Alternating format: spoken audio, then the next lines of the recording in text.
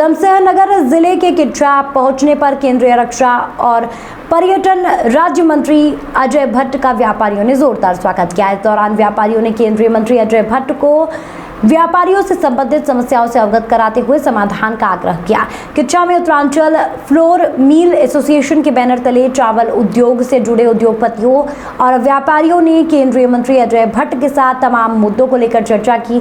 केंद्रीय मंत्री अजय भट्ट ने कहा कि प्रधानमंत्री नरेंद्र मोदी के कुशल नेतृत्व में देश लगातार विकास के पथ पर आगे बढ़ रहा है तथा केंद्र सरकार की कुशल नीति के कारण ही भारत देश विश्व की 5वीं अर्थव्यवस्था बन गया है।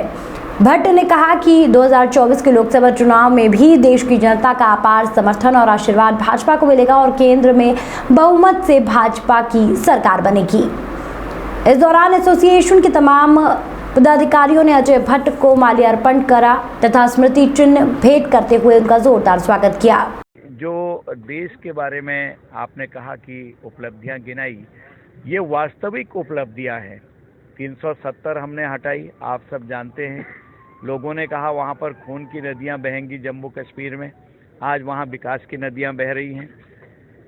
दूसरे देशों में, पड़ोसी देश में देख रहे हैं आप, आटे के लिए संघर्ष चल रहा है।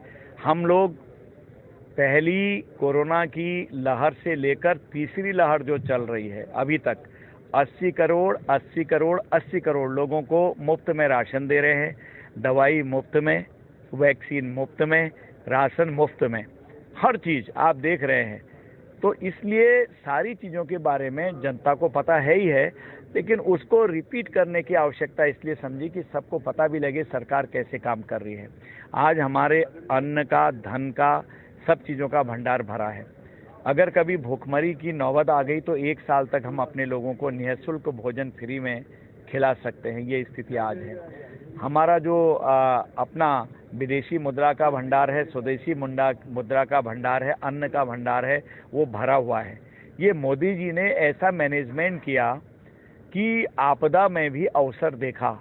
कई देशों की अर्थव्यवस्था जो चरमरा गई, वो अर्थव्यवस्था को भी हमने बैलेंस किए रखा। उसी के आधार पर आज हम 5वें नंबर की अर्थव्यवस्था बन गए हैं। जो 5वें नंबर पर अंग्रेज लोग थे हमारे, जिन्होंने गुलाम बनाया, वो पीछे चले गए हैं। हमने 10वें नंबर से उछाल मार के 5वें नंबर पर आए, वो हमसे कई पीछे चले गए हैं। आने वाले दिनों में हम और अधिक मजबूती से पूरे विश्व के सामने उभरने वाले हैं।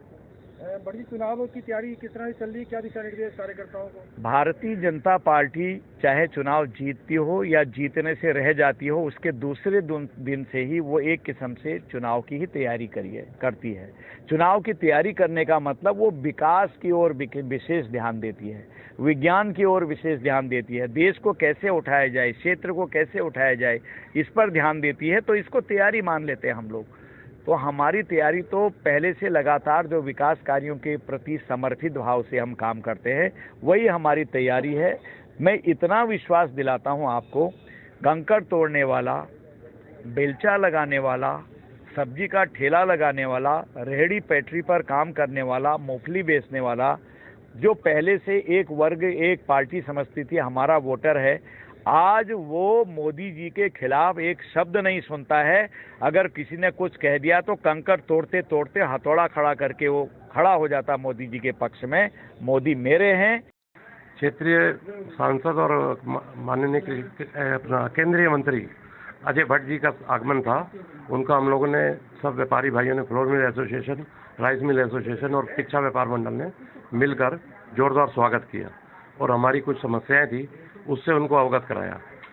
एक सबसे बड़ी जो समस्या है वो है मंडी समिति को लेके। मंडी शुल्क हमारे यहाँ पे 2.5% चार्ज किया जाता है, और यूपी क्षेत्र में जो है वहाँ पे मंडी शुल्क, मंडी परिसर में तो 1.5% है, और मिल परिसर में राज्य सरकार, वहाँ की उत्तर प्रदेश की राज्य सरकार ने 0 कर दिया है, उसको मंडी फ्री कर दिया है, और उसका लाभ वहाँ के किसानों को मिल रहा है। और हम लोग यहाँ पे लगभग मृतप्राय स्थिति में आ गए हैं।